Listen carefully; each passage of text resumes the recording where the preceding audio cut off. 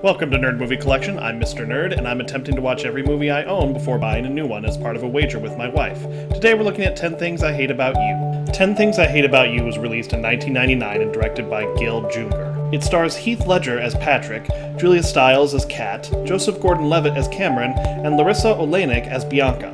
The story follows Cameron, a young man in high school who wishes to date a girl named Bianca, who is very popular but doesn't really know that he exists, and to make matters worse, she's not allowed to date anybody. So, why isn't Bianca allowed to date? Well, there's a reason, and I have opinions about this. Now, before I get to that, let me just say that the acting, the sound, the cinematography, everything is really, really good here, so just remember that while I'm ranting.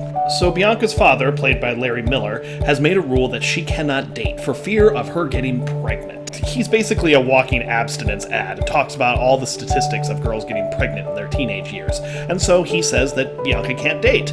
Now she does protest this, and he does add a stipulation in that she can date when her sister Kat does. This guy, her dad, is in my opinion the true villain of this movie. It's not the asshole boy who wants to date Bianca who's competing with Cameron. No. It is this guy. It is the dad. He takes parenting to the worst possible levels.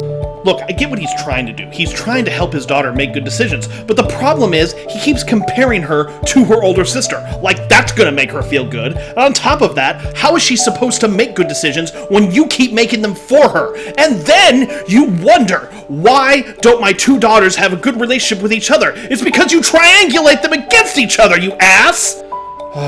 Okay, look, just know that I realize this plot point has to be there so that the movie can happen, so let's move on.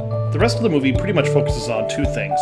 One, finding a guy to date Bianca's sister Kat, and two, Cameron trying to get noticed by Bianca. This is where the character of Patrick comes in, who basically is hired to date Kat. This all starts off in a way that is pretty comedic because Patrick is not her type at all. And while he's given some information to kind of get her attention, he really does have to work at it to try and get her to like him. And in true romantic comedy fashion, they start off not liking each other, but then they hang out and they learn about each other, and then they start to develop feelings, and then there's a misunderstanding, and then they get in a fight, but then they get back together at the end due to one grand gesture. It's all there, it's all very formulaic, but it kind of works here. Like I said before, everything is done at a really high level, and so if you're going to watch a romantic comedy, this might be one that you want to watch, because it's a good amount of fun. And so for that, I'm going to give this movie a singing nerd. Alright, 6 movies down, 740 to go, and a total of 618 minutes of watch time so far. Thank you so much for watching, and next time I will be looking at 12 Angry Men. And remember, when it comes to setting rules about dating, just don't do this.